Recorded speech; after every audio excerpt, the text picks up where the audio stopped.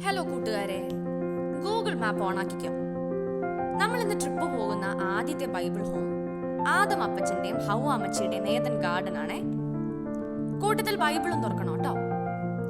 ഉൽപ്പത്തി പുസ്തകം 2-4 അധ്യായങ്ങൾ ഈ യാത്രയിൽ കൂടെ വായിച്ചോ. മൂത്തവൻ കായൻ, ഇളയവൻ ആബേൽ. ആബേൽ ആട്ടിടയനും കായൻ കൃഷിക്കാരനുമായിരുന്നു. ഉൽപ്പത്തി 4 അധ്യായം 2 വാക്യം. നോക്കിയേ, നമ്മുടെ ഏതൊരു കുടുംബത്തിലെയും പോലെ രണ്ട് വ്യത്യസ്ത ടേസ്റ്റ് ഉള്ളവർ. പക്ഷെ ദൈവത്തിന് ഗിഫ്റ്റ് കൊടുത്തപ്പോ മൂത്തവൻ പിശുക്ക് കാണിച്ചു. ഇളയവനാകട്ടെ ഒന്നും നോക്കിയില്ല, അങ്ങ് മിന്നിച്ചു. കൂട്ടുകാരെ, നമ്മുടെ കൂടപ്പിറപ്പുകളെ നോക്കി ആ കഴിവുകൾ എനിക്കും വേണമെന്ന് വാശി പിടിക്കുന്നതിനേക്കാൾ നല്ലത് നമുക്ക് ലഭിച്ചിരിക്കുന്ന കഴിവുകൾ സ്വയം വളർത്തിയെടുക്കുന്നതാണ്. കായൻ മിടുക്കനായ കൃഷിക്കാരനായി തന്നെ ഇരിക്കട്ടെ, ആബേൽ നല്ല ആട്ടിടയനും. നമുക്ക് എല്ലാവർക്കും വ്യത്യസ്തമായ കഴിവുകളാണ് ദൈവം തന്നിരിക്കുന്നത്.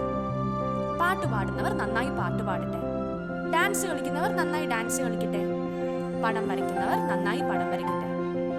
അത് ആത്മാർത്ഥമായി ചെയ്യുന്നതാണ് ദൈവത്തിന് കൊടുക്കാവുന്ന ഏറ്റവും വലിയ ഗിഫ്റ്റ്. അല്ലാതെ അസൂയപ്പെട്ടും പരാതിപ്പെട്ടും കമ്പയർ ചെയ്തും വീട്ടിലെ പരസ്പരമുള്ള സ്നേഹബന്ധങ്ങളെ നഷ്ടപ്പെടുത്തി കളയല്ലേ കൂട്ടുകാരെ. ഒരു വചനം പഠിച്ചൊരു ഇന്റർവെൽ എടുത്താലോ. സ്നേഹം അസൂയപ്പെടുന്നില്ല. 1 Corinthians 13 അധ്യായം 4 വാക്യം.